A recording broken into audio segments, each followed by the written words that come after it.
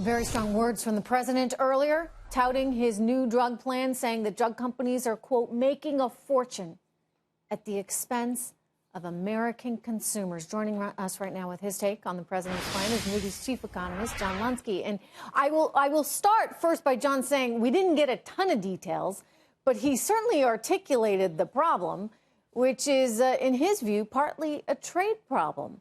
In other words, we are subsidizing the rest of the world? Yes, we are to some extent. The poor U.S. consumer and U.S. taxpayer is not only subsidizing the rest of the world in terms of what we spend on defense, but also what we spend on medicine, mostly because these foreign countries get these discounts from drug makers that the American consumer doesn't receive. And it's not fair, and I hope that does change. And I congratulate the president for his boldness on this particular matter. My surprise is that nobody in the past, nobody like President Obama did anything about this particular problem. But I think we know why. I mean, I'm surprised too, but sadly, and this is what he's going to run into, and Ed Rollins was articulating this just a moment ago, saying, look, there are a lot of vested interests in keeping the status quo.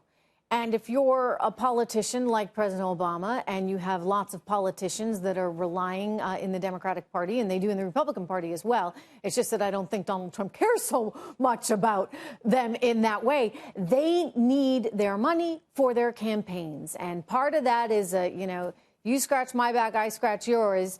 And there's some kind of deal that's made where nobody's willing to challenge this and say, hey, let's fix it.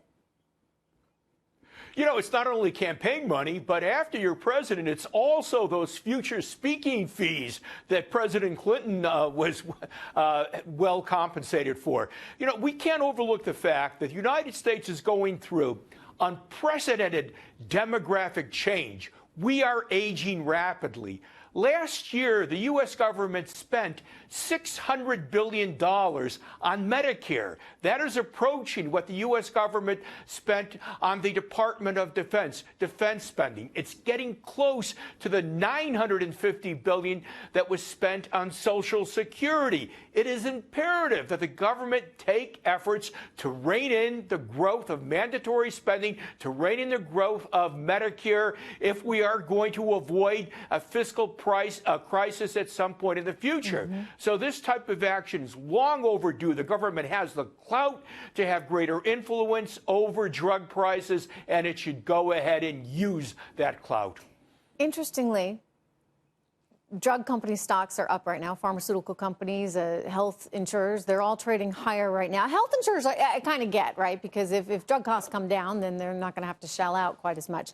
But the pharmaceutical companies moving up, that's kind of interesting, John. What do you think is going on there? I think part of this is that maybe the pharmaceutical industry sees this coming, and they would rather have the Republican Party take the lead as far as trying to hold in drug prices as opposed to the Democratic Party.